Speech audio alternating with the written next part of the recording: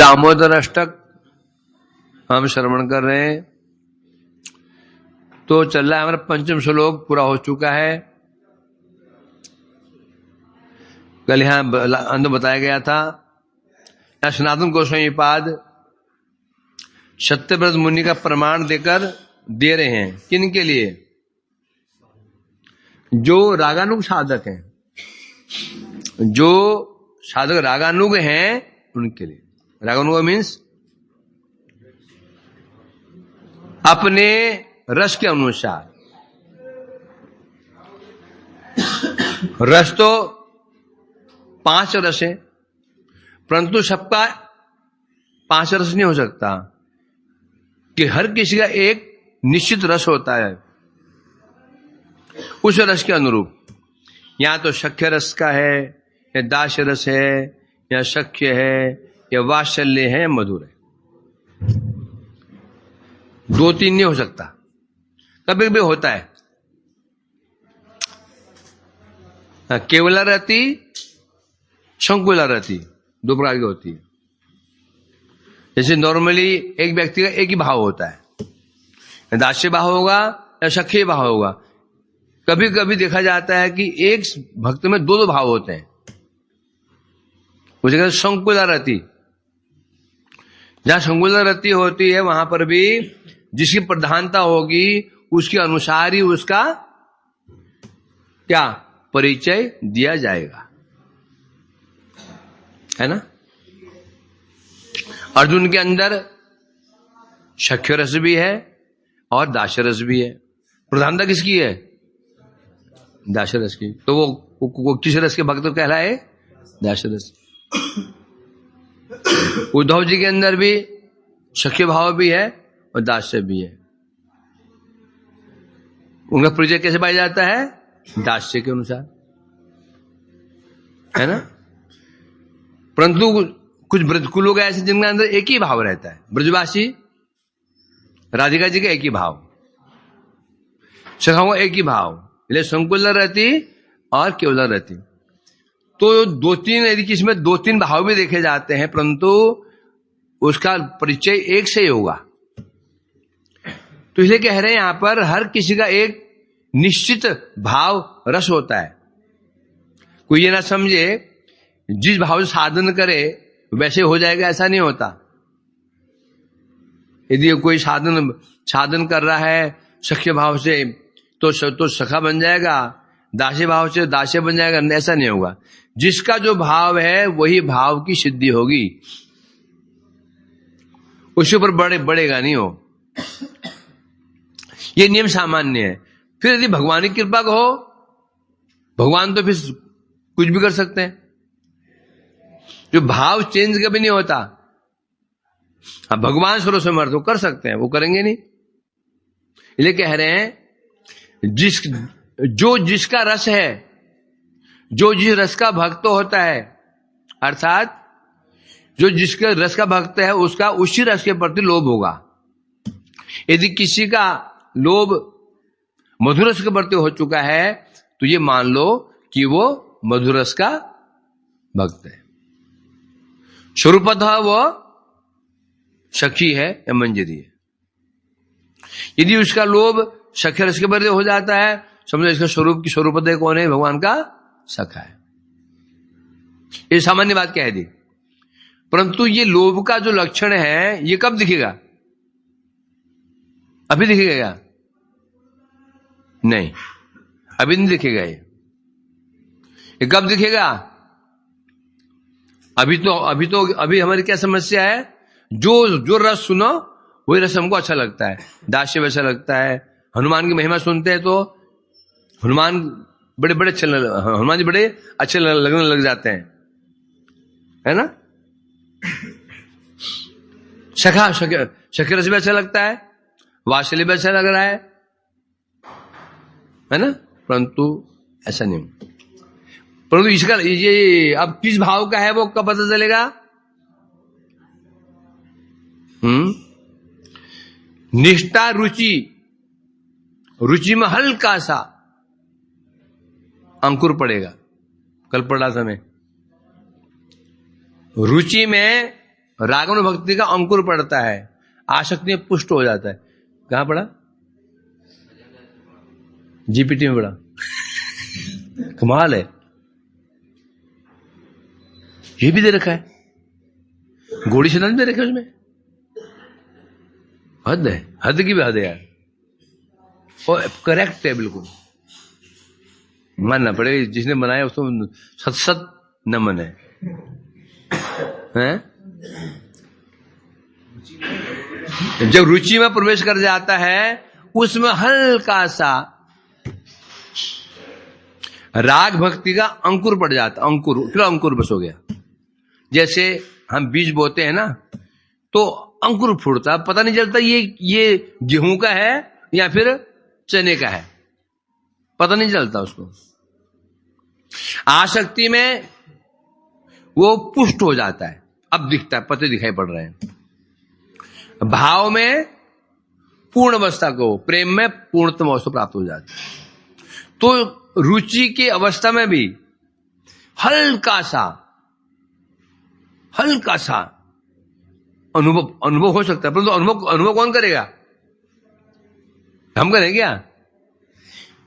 यदि कोई ऐसा महापुरुष है जो उस भाव को प्राप्त कर चुका है, जिसने गेहूं का अंकुर भी देखा है और चने का अंकुर भी देखा है और आम का अंकुर भी देखा है, चने का अंकुर, आम का अंकुर, गेहूं का अंकुर, दाल देखा है, वो तो समझ जाएगा ये अंकुर गेहूं का है। जिसने अंकुर देखे ही नहीं है वो तो अंकुर ही जानता, बस अंकुर होता है। उसी प्रकार से ये जो पहचाने कौन उसको? वो जो व्यक्ति है वो स्वयं भी अपने पहचान नहीं पाएगा। कौन पहचानेगा उसको? जो महापुरुष है वो पहचान जाएंगे। हाँ, ये इसका ये लक्षण इसका ही है। तो सबका ये निश्चित भाव है। कोई कहते नहीं जी जैसे साधन करेगा, साधन भाई बेजहा सिद्धि पाई बता।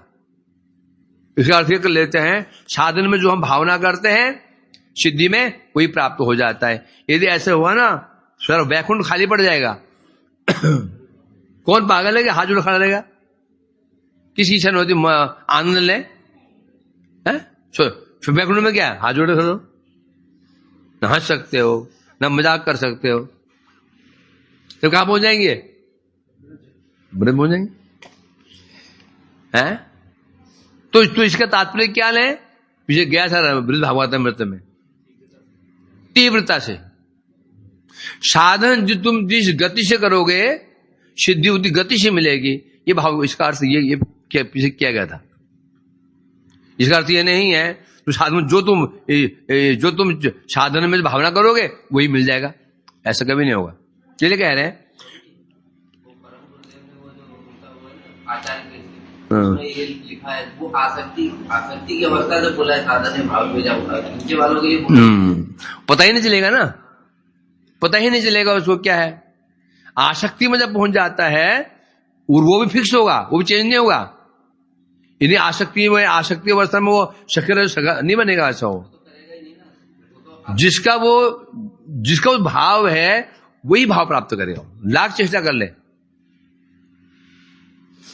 अनेक प्रमाण इसके हैं। जैव धर्म प्रमाण है, ब्रजनाथ और विजय कुमार। गुरु एक, शिष्या एक, गुरु एक, शिष्या एक, और मंत्र एक मधुर भाव का, ऐसा के भाव का। ये मत समझो हम जितने भी गौड़ी मठ में गौड़ी हैं, गौड़ी मैंने गौड़ी किसे कहते हैं? मंजरी भाव को गौड़िया कहते हैं। तो हम गौड़ी मंजरिया नहीं है, इनमें कोई मंजरा भी हो सकता है, मतलब मैंने दास भी हो सकता है, दासी नहीं हो सकती है। ये मत समझो हो जाएगा ऐसा। अनेक प्रमाण है, बताए ना। मैंने कन्वर्सेशन मैंने सुनी गुरु उमा दीदी का कन्वर्सेशन, तो उसमें उमा दीदी गुरु महाराज से पूछ रही हैं आप लोग को अनुभव बताइए। तो गुरु महाराज जी कह रहे हैं मैं जब छोटा सा बच्चा था मठ में आया था तो कई बच्चे आए थे मठ में, तो एक छोटा बच्चा था, मेरे बच्चे थे, तो नरहरि प्रभु के कमरे में बच्चे सोते थे। एक बच्चा खाट के नीचे सो रहा था, तो रात को सांप ने उसको डस लिया। रात को वो चिल्लाया, सबकी जाग खुल गई, नींद टूट गई। उठ के देखा तो बच्चा छटपटा रहा है और देखा सांप कमरे से बाहर निकल रहा है। क्योंकि जब सांप डसता है ना फिर वो कुछ घायल हो जाता है, शक्ति कम हो जाती है, भाग नहीं पाता। सांप का शक्ति क्या है? विष। ये सांप को काट ले, फिर सांप दूर जाता नहीं, आसपास रहता है, नियम होता है। सांप को डस ले सांप किसी को, सांप ज्यादा दूर भाग नहीं पाएगा, फिर वो आसपास से कहीं रहता है। तो उसको वो डंडे लेके मारने लगे, तो उसे पूर्वात बोलते हैं क्यों? अरे इसको मारना नहीं। क्यों? अरे क्यों मार रहे हो इसको? अरे इसने हमारे ब्रह्मचर्य को काट दिया। अरे ये तो होनी थी। वास्तव में ये बच्चा है ना, ये शक्ति भाव को प्राप्त होकर के धाम चला गया। शिष्य किसका था वो? पूर्वा जो कौन है? नैन मणि मंजरी शिष्य तो उनका था, मंत्र उन्होंने दिया और कहां पहुंचा? सख्य भाव। इसलिए कह रहे जैसे भी हो, जो जिस रस का भक्त है तो उस रस के जो रागात्मिक रागात्मिक कहने से भगवान के परिकर, सीधा उन परिकरों में से जिस परिकर के भाव के प्रति लोभ उसको उत्पन्न हुआ है, तो उसको वो जो रागात्मिक जन है उसका अनुगत्य करना पड़ेगा। अनुगत्य में उसको तब कृष्ण का साधन भजन करना पड़ेगा।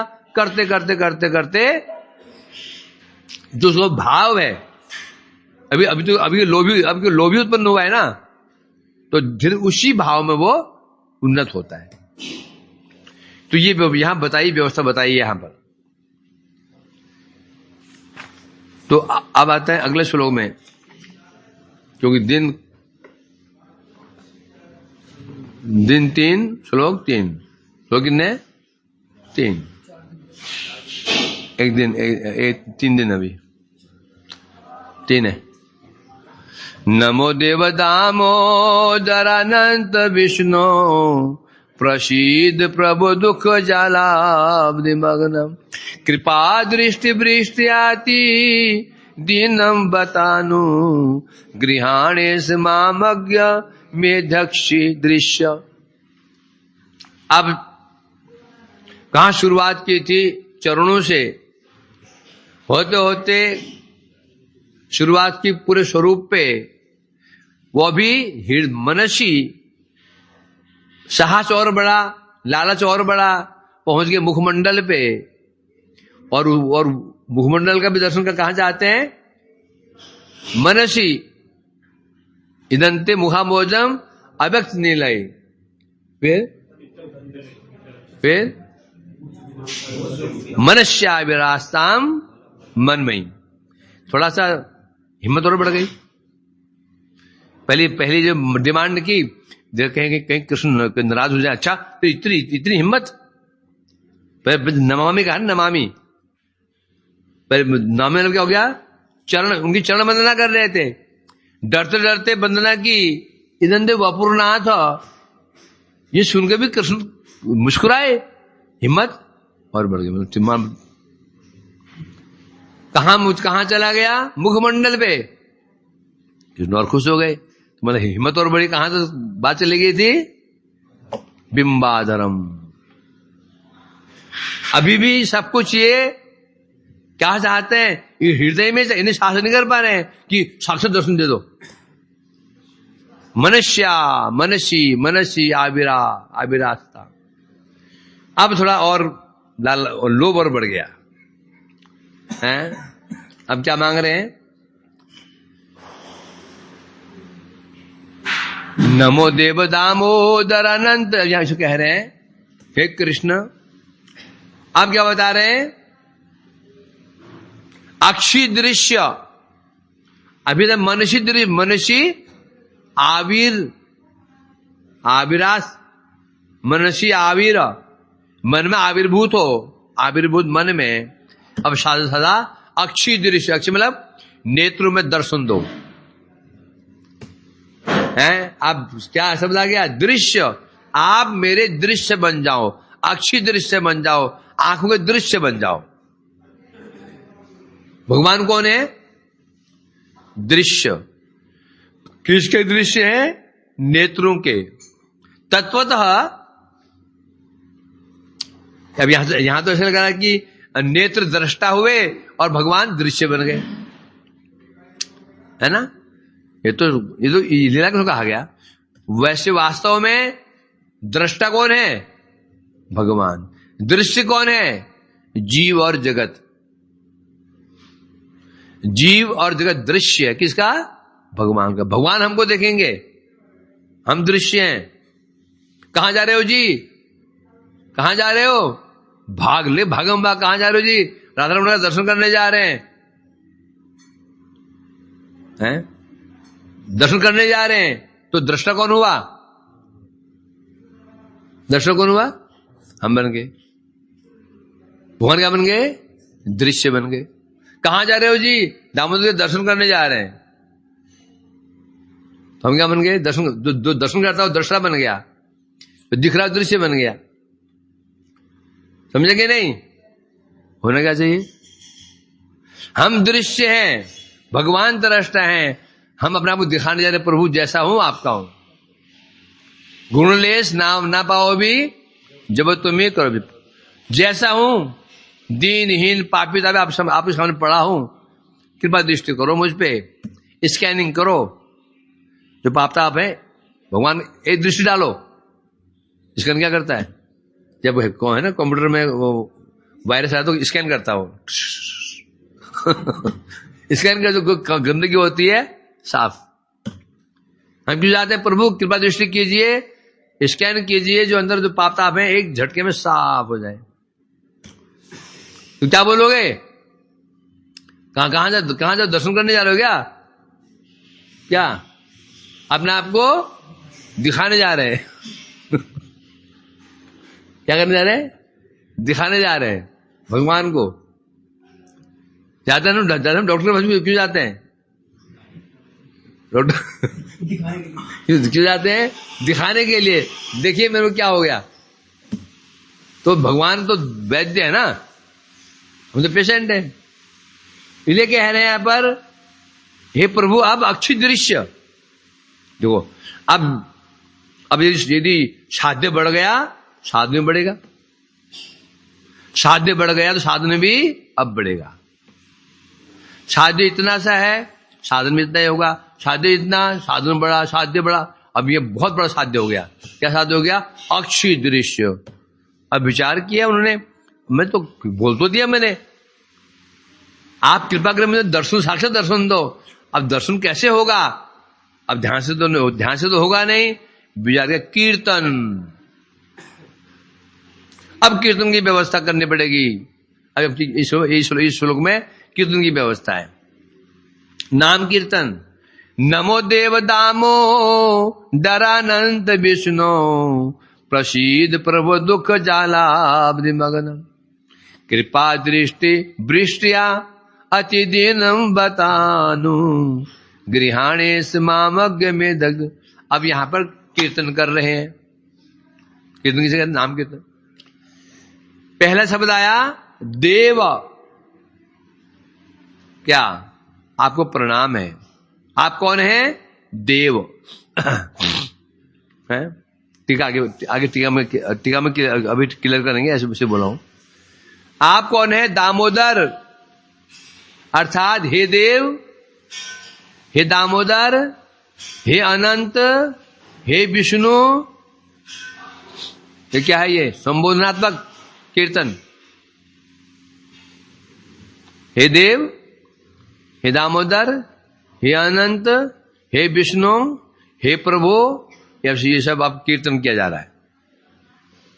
आप दामोदर हैं, अनंत हैं, आप विष्णु हैं। अतः हे प्रभु आप प्रसीद, आप मुझ पर प्रसन्न हो जाइए। दुख जलाब्धि मग्नम, किसके प्रति? मैं कौन हूं? मैं कौन हूं? दुख जलाब्धि मग्नम, दुख समुद्र में डूबा हुआ हूं मैं। डॉक्टर साहब मुझे बुखार है, तो चेक कर लीजिए, बोलते हैं ना। हे प्रभु दुख जलाब्दी, दुख जलाब्दी, दुख रूपी समुद्र में डूबा हुआ हूं मैं, आप मुझ पर कृपा कीजिए। क्या कृपा? कृपा दृष्टि वृष्टिया अति दीनम बतानु, आप मुझ पर कृपा दृष्टि कीजिए। हैं, मैं कैसा हूं? अति दीन। बत, हाय हाय, हे भगवान हाय हाय, मैं अति दीनहीन, दीन हूं। अतः अनुग्रहान, मुझ पर अनुग्रह कीजिए। फिर एक विशेषण, हे ईश। फिर ईश, हे ईश, क्योंकि डिमांड जितनी बड़ी होती है फिर उसके बाद उतनी प्रकार की फिर उसकी महिमा भी गान करनी पड़ती है। तो कितने अर्थ है? देव, दामोदर, अनंत, विष्णु, प्रभु, और अंत ईश भी कह रहे हैं। हाय हाय हे ईश, मैं अत्यंत दीनहीन हूं, है ना। अनुग्रहाण अर्थात अनुग्रहाण, मुझ पे आप कृपा कीजिए, है ना। ये तो बताए। अब और अपने विषय में क्या कह रहे हैं? भगवान ने कहा तुम कैसे हो? तुमने मेरी विशेषता बता दी। मैं देव हूं, दामोदर हूं, अनंत हूं, विष्णु हूं, प्रभु हूं, ईश हूं, है क्या नहीं? पेशेंट बोला प्रभु डॉक्टर साहब आप तो हार्ट के स्पेशलिस्ट हैं। आप क्या पूछोगे? तुम बता तू कौन है? तो मैं तो हार्ट स्पेशलिस्ट हूं, तू कौन है? बोले मैं हार्ट का मरीज हूं। बोलेगा ना, मैं आपको इसलिए आया हूं क्या हार्ट स्पेशलिस्ट हैं। डॉक्टर पूछना तुम्हें क्या समस्या है? बोले हार्ट की समस्या। तो जब भगवान की महिमा गान कर रहे थे, भगवान ने कहा तेरी क्या अवस्था है? तो अपनी स्थिति बता रहे हैं। नंबर 1 अति दीन। अति दीन का अर्थ आगे बताएंगे। अति दीन हूं और अज्ञ हूं। अति दीन हूं और अज्ञ हूं, ये मेरी क्वालिफिकेशन। पेशेंट की क्वालिफिकेशन क्या है? रोग उसकी क्वालिफिकेशन है। और डॉक्टर की क्वालिफिकेशन क्या है?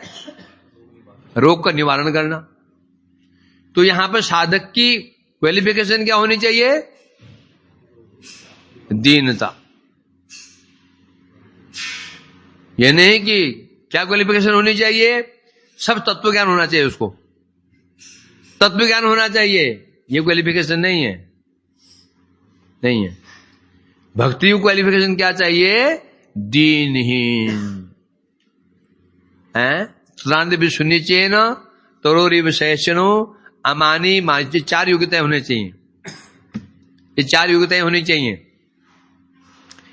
टीबी के मरीज की क्या योग्यता होनी चाहिए? खाऊं खुल खांसता रहे, कफ निकलता रहे, बुखार होता रहे, ये क्वालिफिकेशन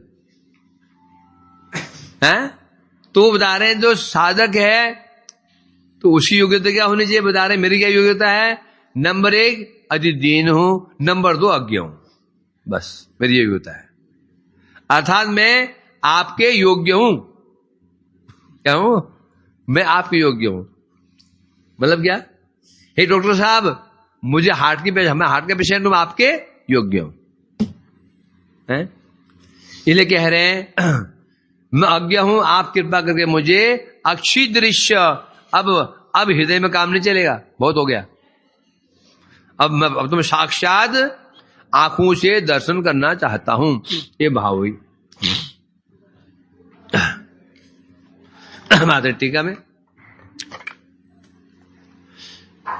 ऐसे स्तुति के प्रभाव जो सद्य उत्पन्न प्रेम विशेष के कारण अब साक्षात दर्शन करने की इच्छा करने वाले सत्यव्रत मुनि नाम कीर्तन को परम साधन मानते हुए अब दर्शन की प्रार्थना कर रहे हैं। स्तुति करते करते ऊपर बढ़ रहे हैं। स्तुति कहां शुरू की थी? दास्य भाव से। बात हो जाएगा ना, कोई समझे तो हम भी दास्य भाव से आरंभ करके ऊपर बढ़ते रहेंगे, होते होते होते मधुर तक पहुंच जाएंगे। वह नहीं होगा। ये तो सत्यव्रत मुनि का भाव उस कोटि का है, तो आगे बढ़ रहे हैं। गोप कुमार तो आगे बढ़े नहीं, गोप और कहां अटक गए थे? शक्य रस में। इनका रस ऊपर का रस है, और ऊपर के रस में नीचे वाला रस तो रहते ही है। इसलिए कह रहे हैं यहां पर धीरे धीरे धीरे धीरे स्तुति के प्रभाव से हृदय प्रेम की लहरें उठ रही हैं। उड़ते उड़ते उड़ते उड़ते पहले तो हृदय में दर्शन की इच्छा हुई थी, इच्छा और बढ़ गई, अब साक्षात दर्शन की इच्छा हो गई है। अब विचार किया कैसे होगा ये दर्शन, कैसे हो साक्षात दर्शन कैसे होगा? तो खूब खोज विचार किया, खूब खोजा विचारा, गूगल में गए, शास्त्र खोजा, तो पाया एक उपाय है। क्या उपाय है? कीर्तन। ये तो आवाज बढ़ाई, गले में जोर पड़ रहा है, थोड़ा तो मेरे पे थोड़ा दया भाव रखो। मतलब हम इसे चाहते हैं कि गला खराब हो, गला सामू क्या आप कीर्तन पार ना कर पाए, गला खराब हो जाएगा तो क्या योजना ऐसी क्या? हरि बोल। खूब विचार करने के पश्चात ये सिद्धांत उन्हें पता चला, अब मुझे कीर्तन का आश्रय ग्रहण करना होगा, नाम कीर्तन उपाय नहीं है। इसलिए अब यहां पर नमः इस श्लोक में विचार किया जा रहा है। कह रहे हैं हे प्रभु, हे मेरे ईश्वर, ईश, हे प्रभु, हे ईश, प्रसीद। प्रसीद मैंने प्रसन्न हो जाइए, प्रसन्न हो जाइए। हैं? तो भगवान ने कहा तुम्हें चाहिए क्या? तुम जो मुझे प्रसाद चाहते हो, कृपा प्रसीद, तुम्हें क्या प्रसाद चाहिए, क्या कृपा चाहिए बताओ। तब बता रहे हैं यहां पर क्या? दुख जलाब्धि मगनम। पहले बता रहे मैं कौन हूं? दुख जलाब्धि मगनम। मैं दुख जलाब्धि, अवधि मने क्या? समुद्र, जल का समुद्र। अप मने जल, धी मने भंडार। दुख रूपी क्या? दुख के समुद्र में निमग्न हो, डूबा हुआ हूं। भगवान ने कहा तो तुम दुख क्या है बताओ? क्या धन नहीं है? धन का अभाव है, या सम्मान नहीं मिल रहा है, या पद नहीं मिल रहा है, अजीब पत्नी नहीं मिल रही है, या पत्नी भाग गई है, क्या है बताओ? कुछ क्या दुख है? बोलते हैं मुझे दुख नहीं है, मुझे एक ही दुख है, आपका अदर्शन। आपका में दर्शन नहीं हो पा रहा है, आपका विरह। क्योंकि जिस पोजीशन में पहुंच चुके हैं यहां पर, जिसे हम दुख कहते हैं, ये दुख नहीं होते। क्या दुख? हमारा दुख क्या है? पैर में चोट लग गई, कमर टूट गई, कि कमर दर्द हो गई, ये दर्द हो गया, ये हमारा दुख है अभी। क्यों है? क्योंकि अभी हम देह में आसक्त हैं। हम दैहिक जो कष्टों को ही कष्ट मान रहे हैं, असल जो कष्ट है आत्मा को।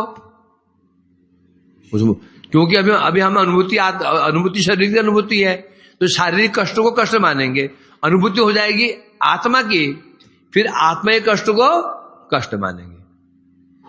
अभी हमारी अनुभूति देह तक ये बस हो गया है। क्या कष्ट है? प्रभु बहुत कष्ट है। क्या कष्ट है? अरे मैं कमर दर्द हो गया, कमर टूट गई है, ना कहीं जा पाता हूं, न खा पाता हूं, कुछ नहीं कर पाता हूं। प्रभु जहां ये पहुंच चुके हैं यहां तक देहात्म बुद्धि तो रह ही नहीं सकती, रह सकती क्या इन ऊपर तक? तो तुम्हारा कष्ट क्या है बता रहे हैं? आपके अदर्शन से जो दुख मिल रहा है, अर्थात विरह, आपके विरह रूपी समुद्रों में डूबा हुआ। कैसा हूं? अतिहीन। अतिहीन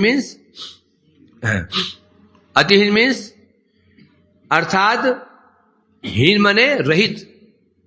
किसे रहित हो? तद सहाय रूप साधना आदि से रहित। कोई व्यक्ति समुद्र डूब रहा हो, वो हीन कैसे है? हीन कैसे है? तैरना ना आए, कोई नाव मिले ना, कोई व्यक्ति को कूदे ना बचाने के लिए, वो उसे हीन कहते हैं। किससे हीन है? वो सहायक से हीन है, सहायक से हीन है, विहीन है। और सहायक क्या क्या होते हैं? क्या क्या होते हैं? डूबते को नाव मिल जाए, कोई व्यक्ति कूद जाए, या कोई जमीन मिल जाए नीचे उसको, तो तत् सहाय भी, तत् सहाय रूप। अब जो संसार में डूब रहा है, दुख में डूबा हुआ है भगवान के विरह में, तो उसे तरने का सहाय क्या है? साधन। मैं संसार में जो डूब रहा हूं, विरह में तड़फ रहा हूं, इससे पार होने का साधन मेरे पास नहीं है। साधन है, साधन संपत्ति। हमारी संपत्ति क्या है? साधन ही संपत्ति हमारे पास। इसी संपत्ति से हम प्रयोजन खरीदेंगे। प्रयोजन क्या है? कृष्ण प्रेम। फिर कृष्ण प्रेम भी संपत्ति है प्रकार से है। वो कृष्ण प्रेम से क्या खरीदेंगे? कृष्ण सेवा, सेवा सुख। इसलिए कह रहे हैं यहां पर, तो तत् सहाय रूप साधना आदि से रहित। मैं किससे हीन हूं बता रहे हैं? साधना आदि में साधना नहीं कर पा रहा हूं, जिससे कि मैं इस संसार सागर से ऊपर उठ जाऊं, आप प्राप्त कर पाऊं। वो साधन से मैं सर्वदा साधन भजनहीन। क्या है ना? श्री केशव अति दीनो साधन भजनहीन। मैं साधन से हीन हूं, इसलिए मैं अकिंचन। अकिंचन किसे कहते हैं? जिसके पास कुछ भी नहीं है उसे अकिंचन कहते हैं। तुम अकिंचन हो। किस अकिंचन हो? धन से अकिंचन नहीं। किस अकिंचन हो? साधना से अकिंचन हो। साधन में साधना नहीं है जिससे कि मैं अब प्राप्त कर सकूं, इस विरह सागर से ऊपर उठ सकूं। मैं साधना से विहीन हूं, अतः अकिंचन हूं। अथवा जीवन मृत। जीवन मृत तो एक मृत्यु होता है, एक जीवन मृत्यु होता है। जीवन मृत्यु क्या होता है? जीते जी मरा हुआ। नाम को तो मैं जीवित हूं, चल रहा हूं, फिर रहा हूं, खा रहा हूं, डूब रहा हूं, परंतु वास्तव में मैं क्या हूं? मृत। क्यों? प्राण नहीं है। मृत किसे कहते हैं? जब व्यक्ति से प्राण निकल जाते हैं तो मृत कहते हैं। तो एक साधक का जीवन क्या है? साधना। एक साधक जीवित क्यों है? साधना है उसकी जीवन है। साधन निकल जाए फिर वो मृत है। एक साधक की साधना ही उसका प्राण है। हम साधक क्यों बोलेंगे उसको? साधना कर रहा था, साधना छोड़ के शादी ब्याह करके संसार में रस बच गया। अब हम क्या साधक कहेंगे? तो साधक मर गया, हुआ ना। पर कैसे हुआ? जीवन मृत। जीता तो जीवित तो है, वो साधक मर गया। इसलिए कह रहे मैं जीवन मृत हूं। साधना ही साधक का प्राण होता है ना, आत्मा होती है। और मैं तो उसे विहीन हो चुका हूं, मैं जीते जी मरा हुआ हूं। ये मेरी स्थिति है। उस पर भी फिर अज्ञ भी हूं। मानो भगवान ने कहा तो चेष्टा करो ना, तो पता है मेरे पास ये चीज नहीं है, चेष्टा करो मिल जाएगा। नहीं करने क्या होता है? तुम पहली बात क्या होना चाहिए? अभाव की अनुभूति। मेरे पास ये चीज नहीं है। हाँ, पता ही नहीं है कि नहीं है, तो चेष्टा क्या करेंगे? पहले क्या चाहिए? आवश्यकता ही हमको अभाव की अनुभूति कराएगी।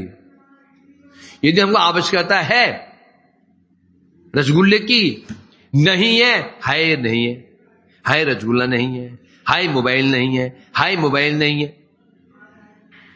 नहीं भी चेष्टा करेंगे। यदि मोबाइल की आवश्यकता ही नहीं है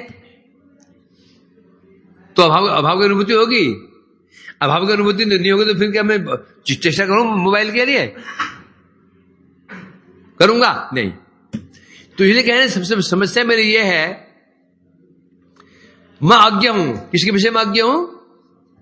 मुझे अज्ञ मतलब मुझे ये पता नहीं है, मुझे ये पता नहीं है कि मुझे चाहिए क्या। आदमी चेष्टा तो करे, उसे चेष्टा करने के लिए भी क्या चाहिए? ज्ञान चाहिए ना। चेष्टा करने के लिए भी ज्ञान चाहिए। तू चेष्टा करेगा, अज्ञ हूं। भगवान ने कहा ना तू चेष्टा तो करो। मैं चेष्टा, मैं अज्ञ हूं, मैं पता ही नहीं मैं करना क्या है। मैं क्या चेष्टा करूं? इसलिए बता रहे हैं यहां पर, अर्थात उसके प्रतिकार में जो मैं साधन से विहीन हो चुका हूं, जीवन में तो हो चुका हूं, अब ये साधन विहीनता दूर कैसे हो, साधन विहीनता दूर कैसे हो, इस विषय में अज्ञ हूं। साधन विहीनता जो मेरी है ये दूर कैसे हो? और दूर कैसे होगी? साधन विहीनता दूर कैसे होगी? साधन विहीनता दूर कैसे होगी? तत्व से होगी। मुझे पता चले साधन क्या है। साधन में जो मैं चाहता हूं वो मिलेगा कैसे साधन? अभी ये पता नहीं साधन क्या है। साधन के विषय में संशय बना हुआ है। अभी हम साधन के विषय में ही संशय बना हुआ है। अभी है कि नहीं है? अभी हमको विश्वास ही नहीं हो रहा है। एक व्यक्ति खूब प्रचार कर रहा है, खूब प्रचार कर रहा है, तो सब लोग प्रशंसा कर रहे हैं, मन में आ जाता है अच्छा भाई तब तो इसे मतलब प्रचार ही करना चाहिए। मैं नाम करता हूं, पूछता ही नहीं।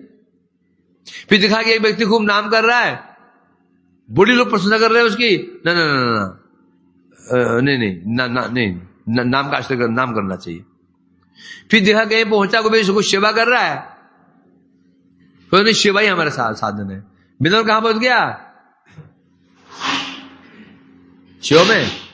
फिर खबर छोड़ दे, खड़ा हो जा। क्या बोल रहे हैं? एक व्यक्ति सेवा कर रहा है। तो मेन समस्या हमारी ये हो रही है कि पहले तो आवश्यकता ही नहीं है। पहले आवश्यकता मेरे को होगी, हैं? होगी ना आवश्यकता? क्या आवश्यकता? मुझे चाहिए आटा, आवश्यकता, या मुझे कोई ऐसी चीज, कोई कपड़ा चाहिए। तब मैं अब मैं खोजूंगा कपड़ा कहां है। दुकान मिल भी गई, अभी क्या चाहिए? पैसा चाहिए। फिर मैं पैसे के लिए चेष्टा करूंगा। पता ही नहीं है मुझे चाहिए क्या। हमारी स्थिति वैसी है अभी, उस पागल की, हमारी सिर्फ पागल की भांति है। तुम्हें क्या चाहिए? जो मिल जाए जो मिल जाए। अभी हमारा आवश्यकता ही, हमको अभी आवश्यकता ही है पता नहीं। इसलिए कह रहे हैं यहां पर, पहले आवश्यकता की अनुभूति होगी, आवश्यकता होने पर अभाव की अनुभूति होगी, अभाव की अनुभूति होने पर साधन की खोज करेगा, फिर साधन की खोज करेगा, फिर साधन करेगा, साधन करते करते तब अभाव की पूर्ति होगी। ये प्रोसेस है। यहां कह रहे हैं मैं तो अज्ञ हूं, मुझे क्या साधन करना चाहिए मुझे यही पता नहीं है ना। इसलिए क्या बता रहे हैं यहां पर, अतः मेरे बस में कुछ नहीं है, अब सब कुछ आपके हाथ में है। तो आप क्या करो?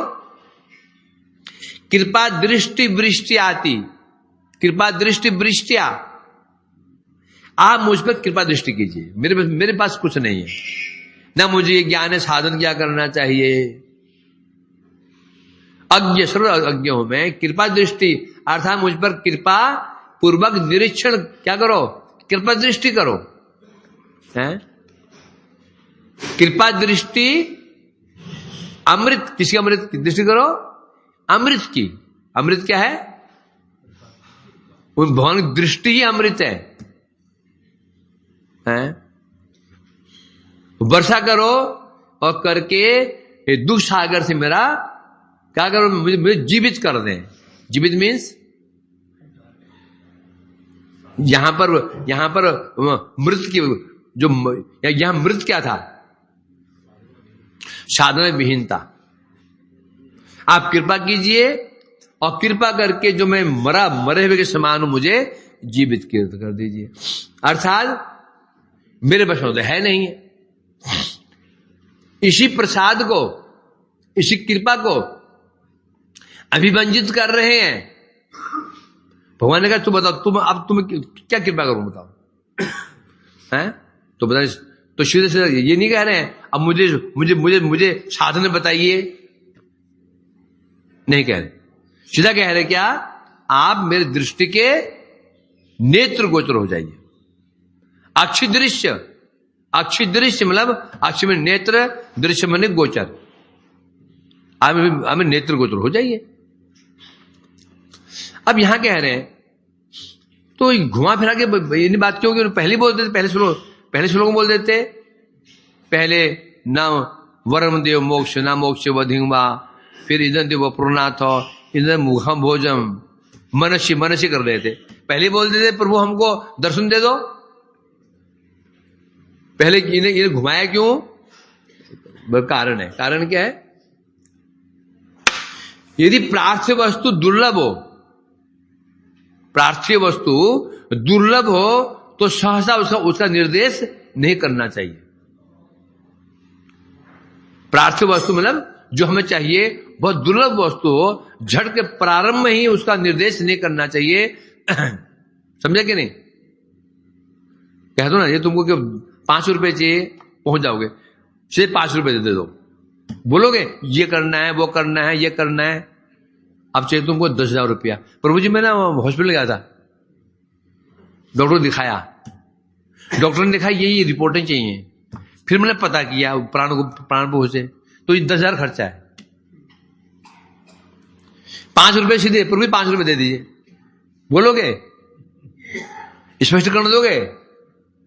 डिमांड बड़ी है तो पहले प्रणाम करके 5 रुपए तो सीढ़ी में है ना, सीढ़ी मांग लो, सीढ़ी में मांग लोगे, सीढ़ी में प्रभु 5 रुपए दे सीढ़ी में, चाहे 10,000 रुपए सीढ़ी मांगोगे क्या होगे? 5 रुपए जो सीढ़ी मांग लो, प्रभु जी हाँ क्या हुआ 5 रुपए दे दो। ये 10,000 रुपए जो क्या सीढ़ी मांगोगे? कहां मांगोगे? कमरे मांगोगे, पहले प्रणाम करोगे। हाँ तू बता, तू हाथ, तू तो गला दबाएगा, हाथ तो दबाई मेरे।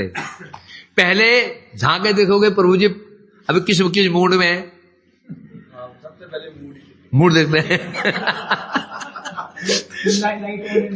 मूड में क्या है? हरिनाम कर रहे हैं, ठीक है तो ठीक है, फिर प्रणाम करोगे।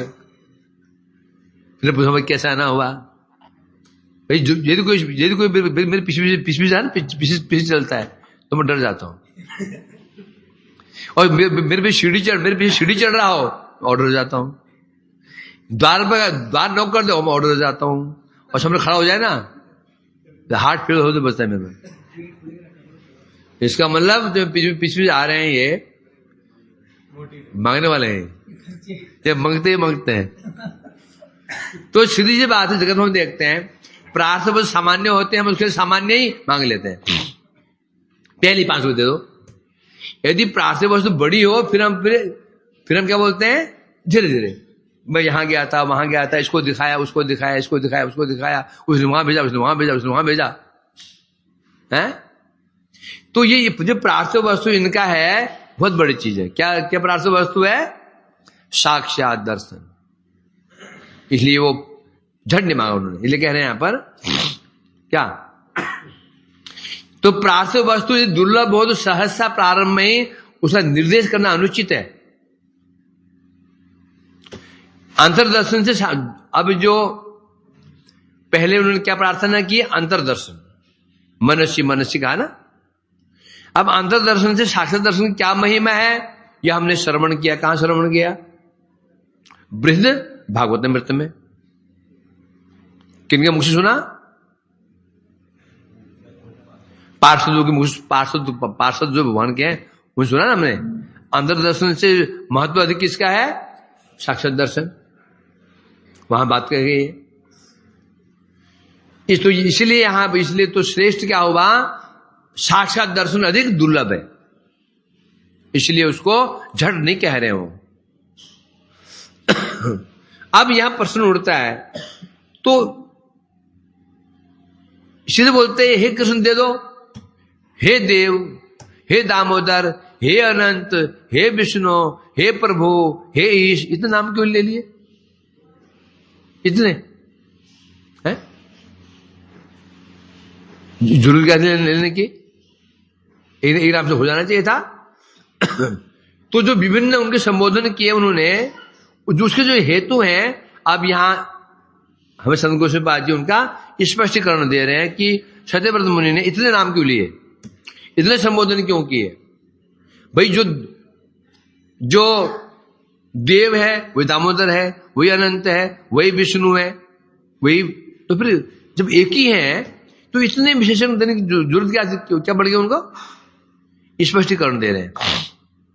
भगवान भी तो छोड़ेंगे ना, जैसे उन्होंने देव कहा, भगवान ने पहले भगवान ने कहा ये बताओ तुम मेरे दर्शन क्यों करना चाहते हो, मैं बधा हुआ हूं, खंबे से बधा हुआ हूं, मैं ओखली से, दर्शन क्यों करना चाहते हो। अब तो आप और हम ही किसी वस्तु दर्शन करना कब चाहते हैं, जब विशिष्ट दर्शन हो। जाते हैं हिमालय, जाते हैं कश्मीर, क्यों जाते हो, कश्मीर जाते हो, हिमालय जाते हो, नैनीताल जाते हो, क्यों जाते हो, क्या करने जाते हो, दिव्य। हम कभी भी निकृष्ट वस्तु को दर्शन करने जाते हैं, क्या जाते हैं निकृष्ट वस्तु दर्शन करने, हम जाते हैं दिव्य जो उन्नत वस्तु दर्शन करना चाहते हैं। इसलिए कह रहे हैं यहां पर देव मने, क्योंकि आपका रूप दिव्य है, आपका रूप क्या है, दिव्य है, इसलिए दर्शन करना चाहता हूं मैं इसको। अब चला तर्क भी, भगवान ने कहा क्या करोगे, तुम्हें क्या मिलेगा मैं दर्शन करके, तो कहे देव, क्योंकि आपका रूप जो है दिव्य, क्योंकि दिव्य वस्तु को देखने के लिए चेष्टा की जाती है, महापुरुष को दर्शन करने के लिए चेष्टा की जाती है। शराबी तो यहां वहां मिल जाते हैं, शराबी गजड़ी भगड़ी तो कहीं मिल जाते हैं, तो हम चेष्टा क्या करते हैं, क्या दर्शन करने की क्या साधु दर्शन करने की, वो दुर्लभ होते हैं। आप देव हैं, इसलिए यहां देव क्यों बोला, स्पष्टीकरण क्या दिया, क्योंकि आपका रूप दिव्य है, इसलिए दर्शन योग्य है? तो फिर दामोदर, तो भगवान ने कहा तो तुम दामोदर क्यों बोल रहे हो, दामोदर क्यों बोल रहे हो, तो बता रहे हैं क्योंकि भक्त वात्सल्य विशेष द्वारा आंखों द्वारा दर्शन योग्यता है, तो दामोदर शब्द में क्या छिपा हुआ है, भक्त वात्सल्य। क्या वात्सल्य है, आपको पकड़ लिया, आपका ना कोई बाहर है ना कोई अंदर, सब आपके अंदर ही है, आप ही बाहर कुछ है ही नहीं है। ऐसे आपको मैया ने पकड़ लिया, पकड़ नहीं लिया, आप स्वयं पकड़ में आ गए। यहां से क्या दिखाई पड़ रहा है, मतलब मैया ने आपको अपने प्रेम से बांध लिया, तो ये दामोदर शब्द क्या दिखा रहा है, भक्त वात्सल्य गुण को दिखा रहा है। अर्थात क्या कहना चाहते हैं, मैया योग्य नहीं, मैया योग्य नहीं थी बांधने में, आपको बांधने मैया की कोई योग्यता ही नहीं थी, होती तो पहले एफर्ट में ही बांध लेती, नहीं बांध पाई थी। उसी प्रकार से मैं भी सर्वथा अयोग्य हूं आपका दर्शन करने में, जैसे आप विष्णु मैया के अयोग्य होते हुए भी केवल आपने उनके वात्सल्य को देखा, स्नेह को देखा, तो आप बच गए। उसी प्रकार से आप मेरे गुण को मत देखिए, मैं तो पहले कह रहा हूं, मैं पहले कह रहा हूं क्या, गुणलेस ना पाओ भी जब तुम्हें करो भी विचार। गोपीनाथ, यदि आप ये देखोगे मैं गुण का विचार करोगे तो भाई गुण तो है ही नहीं। इसलिए दामोदर कह रहा हूं क्योंकि मैया अयोग्य थी, शरीर आपको पकड़ने में असमर्थ थी, आपने केवल क्या देखा, वात्सल्य गुण देखा, ऐसी कृपा आप स्वयं बदल गए। उसी प्रकार से बता रहे हैं यहां पर, बस मेरा भरोसा क्या है, मेरा क्या भरोसा है, आपकी कृपा कैसी है, अहेतु की है। अर्थात आप स्वयं ही दर्शन दे दीजिए बस, इसलिए नाम है दामोदर। अनंत, नमोदेव दामोदर अनंत। अनंत शब्द का अर्थ क्या है, नान तो यस्मात्, ना अंत यस्मात्, जिनका अंत ही नहीं है। अनंत मतलब जिनका अंत ही नहीं है। तो ये तो यहां से क्या, यहां पे क्या दिखाई पड़ रहा है, ये कृपा दृष्टि रूप अनुग्रह के विषय में हेतु है। क्या कृपा दृष्टि रूप क्या है, ये कृपा दृष्टि रूप अनुग्रह। आप मुझ पे कृपा दृष्टि कीजिए, क्योंकि आप दृष्टि कौन करेगा, मैं नहीं कर सकता। बात हो जाएगी ना।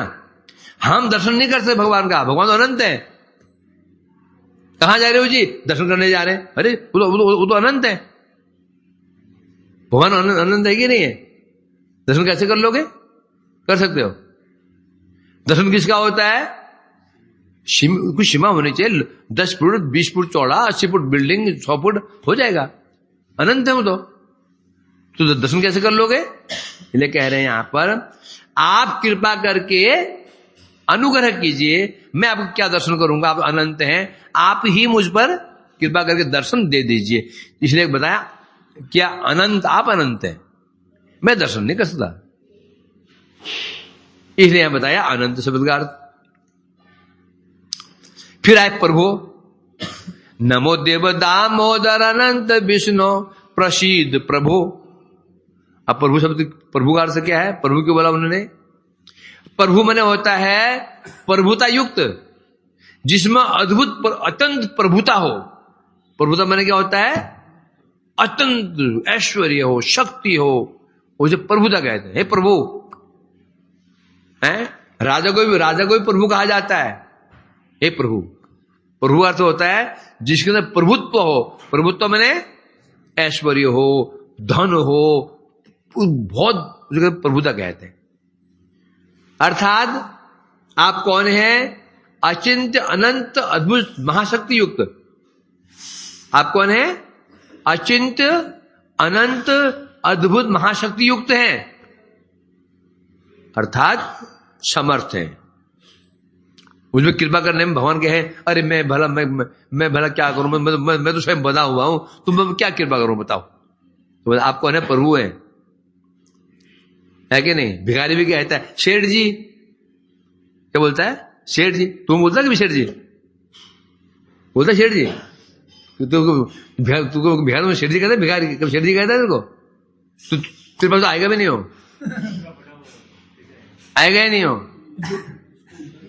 कोट पैंट पहना हो, टयाली पहनी हो तो बाबूजी, शेठ जी, शेठानी जी बोलता नहीं बोलता है,